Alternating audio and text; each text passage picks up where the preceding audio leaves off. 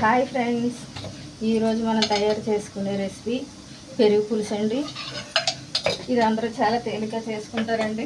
ఎందుకంటే ఇంట్లో కాయగూరలు ఏవి లేనప్పుడు అందుబాటులో ఉండి పెరుగు తీసుకొచ్చేసి ఇలా చిలికి పెట్టుకోండి, తగిన ఉప్పు వేసుకొని ఇలా చిలికించి పెట్టుకోండి.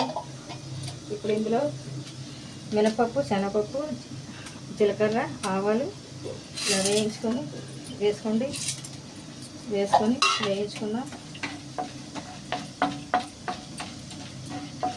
ఇప్పుడు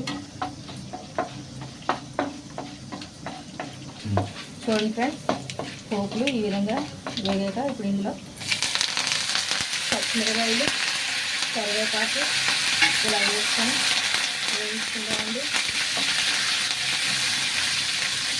ఇప్పుడు ఇందులోనే మనం కొద్దిగా పసుపు కూడా ఇందులో వేసుకొని వేయించుకుందామండి.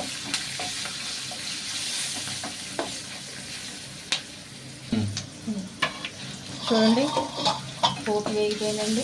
ఇప్పుడు ఈ పోపును మనం ముందుగా చిలికి పెట్టుకున్నాం ఈ పెరుగులో వేసుకుందామండి. చూసారా, పెరిగిపప్పు ఎంతో రుచిగా ఉండే పెరిగిపప్పు రెడీ అయిపోయిందండి. అంతేనండి, ఎంతో సులువుగా ఎంతో తేలిగ్గా చక్కగా చేసుకోవచ్చు. Thank you for watching. Please subscribe my channel.